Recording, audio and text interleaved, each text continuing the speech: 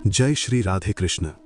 प्रिय साधकों, आज श्री कृष्ण तुम्हारे प्रश्न सुन रहे हैं।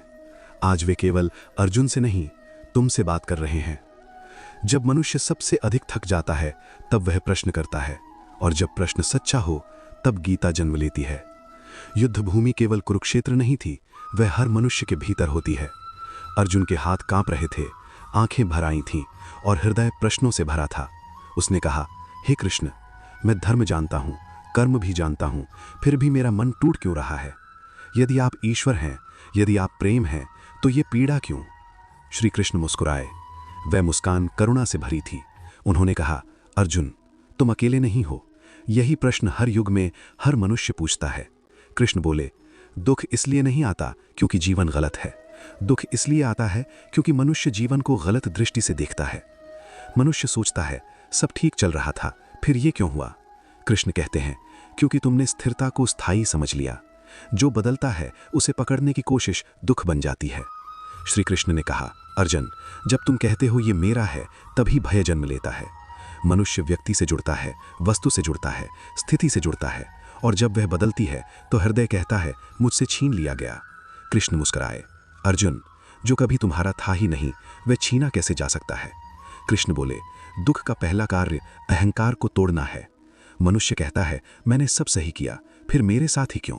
कृष्ण कहते हैं, यही प्रश्न तुम्हें छोटा नहीं, सच्चा बनाता है। जब जीवन कहता है सब तुम्हारे नियंत्रण में नहीं है, तब आत्मज्ञान की शुरुआत होती है। श्री कृष्ण ने कहा, अर्जुन, दुख तुम्हें रोकने नहीं, तुम्हें भीतर मोड़ने आता है। कृष्ण बोले, मान लो कोई व्यक्ति पूरी ईमानदारी से मेहनत करता है, फिर भी उसे परिणाम नहीं मिलता। वह रोता है, शिकायत करता है। कृष्ण कहते हैं, बीज को फूटने से पहले अंधेरे में रहना पड़ता है। जो धैर्य सीख लेता है वही फल पाता है। कृष्ण ने अर्जुन की आंखों में देखा। अर्जुन, तुम दुख नहीं हो, तुम दुख को देख रहे हो। शरीर थकता है, मन टूटता है, लेकिन आत्मा साक्षी है। जब यह ज्ञान जागता है तब दुख की पकड़ ढीली पड़ती है। दुख दंड नहीं, दुख शत्रु नहीं, दुख शिक्षक है। दुख चेतना को जगाने आता है। श्री कृष्ण कहते हैं, जो दुख से भागता है वह बार बार उसी पाठ में लौटता है। दुख बार बार क्यों लौटता है? कर्म और समय का रहस्य। रिश्तों में पीड़ा क्यों होती है? अपेक्षा कैसे दुख बनती है? अगर आप चाहें तो मैं, श्री कृष्ण स्वयं बोलते हैं, मैं कृष्ण हूँ। मैं केवल अर्जुन का सारथी नहीं, मैं हर उस मनुष्य के भीतर हूँ जो जीवन के बोझ से थककर आकाश की ओर देखता है और पूछता है, अब क्या? अर्जुन, तुम सोचते हो दुख अचानक आता है, पर मैं कहता हूं, दुख कभी अचानक नहीं आता। वह बहुत पहले से तुम्हारी चेतना के द्वार पर खड़ा होता है। दुख घटना नहीं है, दुख प्रतिक्रिया है। एक ही परिस्थिति दो लोगों को मिलती है, एक टूट जाता है, दूसरा निखर जाता है। अर्जुन, परिस्थिति दोनों के लिए समान थी, पर दृष्टि अलग थी। इसलिए मैं कहता हूं कि दुख बाहर नहीं, भीतर जन्म लेता है। मनुष्य चाहता है सब कुछ अभी मिले। मैं कहता हूं कि समय उत्तर देता है, जल्दबाजी नहीं करता। कई बार जिसे तुम असफलता कहते हो वह दिशा परिवर्तन होता है। मैंने कितनों को देखा है जो एक दरवाज़ा बंद होने पर रोए और वर्षों बाद समझे कि वही बंद दरवाज़ा उन्हें पतन से बचा गया। अब मैं रिश्तों के दुख की बात करता हूँ। अर्जुन, तुम कहते हो अपने ही सबसे ज़्यादा दुख देते हैं। मैं कहता हूँ कि नहीं, तुम्हारी अपेक्षाएं दुख देती हैं। जहाँ अपेक्षा होती है वहाँ पीड़ा निश्चित होती है। प्रेम अगर शर्तों पर हो तो वह प्रेम नहीं, लेन देन है। तुम कहते हो उसने मुझे बदल दिया। मैं कहता हूं कि उसने तुम्हें नहीं बदला, उसने तुम्हारा भ्रम तोड़ा। जो चला गया वह कभी तुम्हारा था ही नहीं, जो रह गया वही सत्य है। अब एक गूढ़ सत्य सुनो, दुख आत्मा को नहीं लगता, दुख अहंकार को लगता है। जब तुम सोचते हो मेरे साथ ऐसा कैसे हो सकता है, तब मैं मुस्कुराता हूं, क्योंकि यही प्रश्न अहंकार का रोना है। और अब मैं तुम्हें वो सत्य बताता हूं जिससे मनुष्य सबसे अधिक दुखी होता है, फिर भी उसे पहचान नहीं पाता। मनुष्य अपने जीवन को दूसरों के जीवन से तौलने लगता है। वो कहता है, वो मुझसे आगे क्यों है? उसके पास सब कुछ है, मेरे पास क्यों नहीं? मैं कहता हूं, तुम अपने मार्ग पर चल रहे हो और आंखें दूसरे की यात्रा पर लगाए बैठे हो। अर्जुन, तुलना वही करता है जो अपने मार्ग पर विश्वास खो देता है। अब ध्यान से सुनो, हर आत्मा एक ही समय पर एक ही गति से एक ही पाठ नहीं सीखती। दो बीज एक ही दिन बोए जाते हैं, एक जल्दी अंकुरित होता है, दूसरा देर से। जो देर से उगता है उसकी जड़ें गहरी होती हैं। मैं कहता हूं, जो धीरे बढ़ता है वो स्थायी होता है। अगर तुम अपनी गति को दूसरों से तुलना करोगे तो तुम अपने विकास को ही दुख बना लोगे। अब मैं एक और दुख का कारण बताता हूं। मनुष्य जो बीत गया उसे छोड़ नहीं पाता। वो कहता है, अगर ऐसा ना हुआ होता, काश वो दिन लौट आता। मैं कहता हूं, अतीत स्मृति है, वर्तमान कर्तव्य है। जो स्मृति में जीता है वो कर्तव्य से चूकता है, और कर्तव्य से चूकना दुख को गहरा कर देता है। तुम कहते हो, मेरे साथ बहुत अन्याय हुआ। मैं तुम्हारे दुख को नकारता नहीं, लेकिन सुनो, अन्याय ने तुम्हें चोट दी थी, पर उसे पकड़े रखना तुम्हारा चुनाव बन गया। जब तुम अपनी पहचान अपने घाव से जोड़ लेते हो, तब दुख स्थायी हो जाता है। मैं कहता हूं, घाव अनुभव है, पहचान नहीं। दुख तुम्हें वर्तमान में लौटाने आता है। जब मन भविष्य के भय में या अतीत के बोझ में उलझ जाता है, तब दुख कहता है, रुको, अभी क्या करना है इस पर ध्यान दो। जो वर्तमान में टिक जाता है उसके लिए दुख का भार हल्का हो जाता है। भीष्म ने जीवन भर कष्ट सहे, लेकिन उन्होंने खुद को पीड़ित नहीं माना। उन्होंने अपने दुख को अपने धर्म से जोड़ लिया। मैं कहता हूं, जब दुख को अर्थ मिल जाता है तब वो सहनीय हो जाता है। अब सबसे गहरा सत्य सुनो, मनुष्य दुखी इसलिए नहीं होता कि जीवन कठिन है।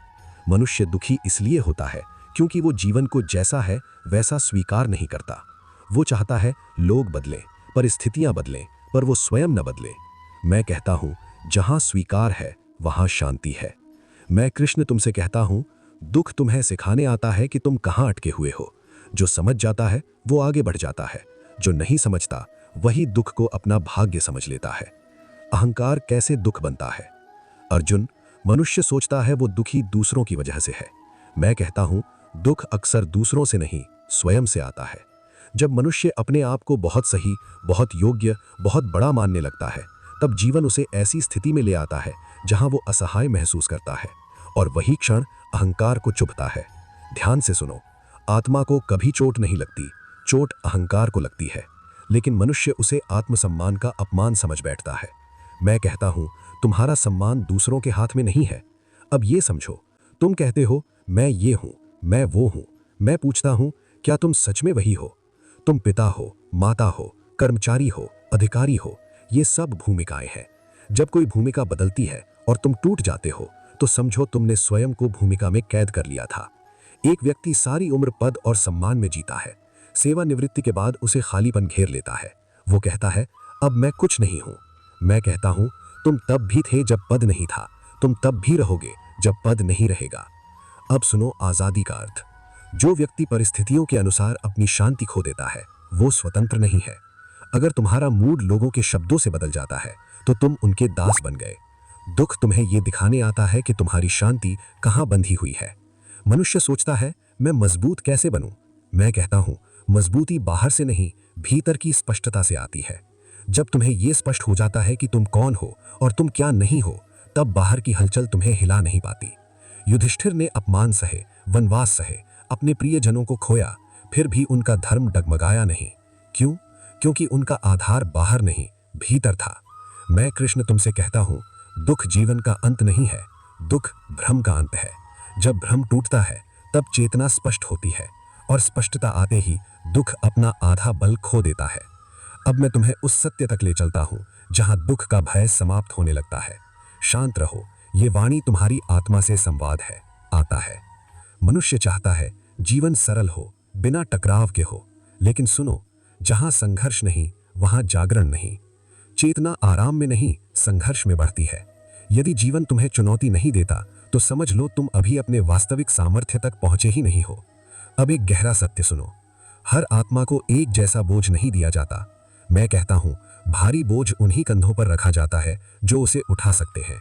यदि तुम्हारे जीवन में बार बार कठिन परिस्थितियां आती हैं, तो इसे दंड मत समझो। यह संकेत है कि तुम्हारे भीतर उठ खड़े होने की क्षमता है। जब सब ठीक चलता है तब विश्वास करना आसान होता है, पर जब सब टूटता है तभी असली भरोसा प्रकट होता है। यदि तुम केवल तब तक मुझे याद करते हो जब तक जीवन अनुकूल है, तो तुम्हारा विश्वास अभी अधूरा है। मैं कहता हूं, अंधकार में जो दीपक जलाए रखे वही वास्तव में प्रकाश को जानता है। एक नाविक शांत नदी में नाव चला सकता है, लेकिन सागर की लहरें ही उसे संतुलन सिखाती हैं। जीवन की कठिनाइयां वही लहरें हैं, वे तुम्हें डुबोने नहीं, चलाना सिखाने आती हैं। अब एक सूक्ष्म कारण सुनो, कई बार दुख इसलिए आता है क्योंकि तुम स्वयं से झूठ बोलते हो। तुम जानते हो कोई रिश्ता खोखला है, कोई आदत तुम्हें तोड़ रही है, कोई मार्ग गलत है, फिर भी तुम उससे चिपके रहते हो। जब जीवन उसे तुमसे अलग करता है तब दुख होता है, लेकिन वो अलगाव आवश्यक था। दुख तुम्हें मौन सिखाने आता है, वो शोर हटाता है ताकि तुम भीतर की आवाज सुन सको। जो इस मौन से भागता नहीं वही अपने सत्य से मिलता है। अब मैं तुम्हें दुख का सबसे बड़ा रहस्य देता हूं। दुख स्थायी नहीं है, जो स्थायी है वो आत्मा है।